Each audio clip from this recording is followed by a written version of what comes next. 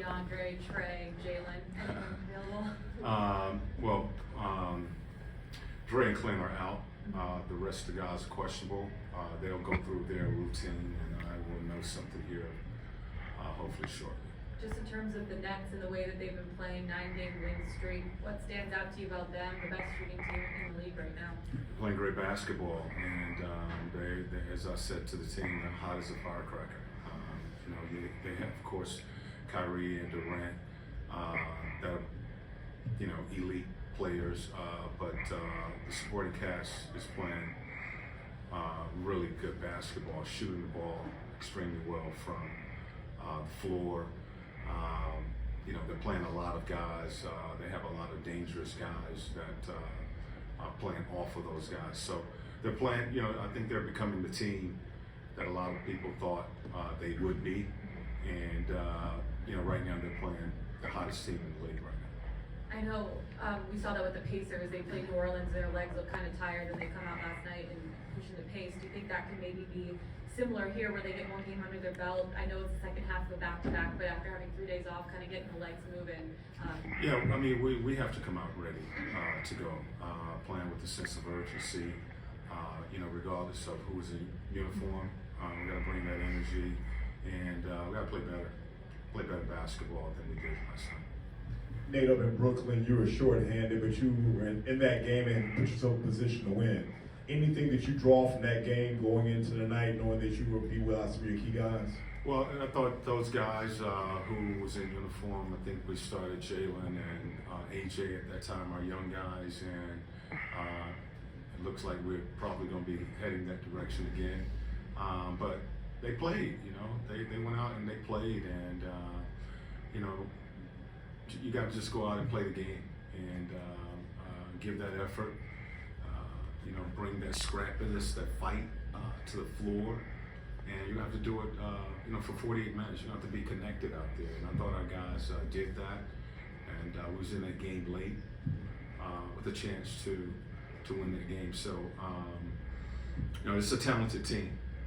We know where the ball is going to go late in the game, certainly in that fourth quarter, and we have to get stops. We're going to have to score the ball. So, hopefully we give ourselves a chance again. When you have all that talent and all that collective talent doesn't seem to miss in late, is it just defensive intensity, just trying to come together and just try to make it as difficult as possible knowing what they're doing late? Yeah, basically what I'm telling our guys is habits. And, what you want to do is form good habits. And we can do that. We should be able to do that regardless of the guys that are out on the floor, developing habits of pressuring the ball, proper closeout, proper box out, communication, and we have to form those habits and work hard at them to give ourselves a chance to be successful. We can't come in every other night or every night, pretty much saying the same thing. Last night we gave up 29 fast break points, and a lot of that wasn't off of turnovers. It was just getting back and communicating, stopping the ball. So those are things that we can do. We need to start establishing that and doing that. And with our guys who will be playing tonight, doesn't make a difference who's in uniform. Those good habits we have to form and start being consistent and bringing it to the floor. Hey, Nate. You mentioned Jake, and he could use a little confidence boost. Does a game like last night, he did some run, got his feet wet a little bit, does that help nudge him along? Yeah, well, it was good for him because he didn't play game two before that, and last night he got some minutes. And with the young guys, my approach to playing our young guys this season is you kind of spoon feed them, and you play them a few minutes, and they take those minutes and turn them into increase minutes. You know, if it's 5 minutes or 10 minutes, turn it into 15. But when we got everybody back, that cut into Jalen's minutes. And then with us having guys out, the opportunity presents itself for him to play again. So he's done some good things for us. I thought last night he really came in and gave us some good minutes. And tonight we're hoping that he's going to be able to do the same thing. You know, he will have that matchup of guarding possibly Durant. Some we're going to need him on the boards. We're going to need everything that he can give. So absolutely, I think every game for a young guy like that, you know, AJ, Oyeka, when they can play well and be productive out there, it helps them.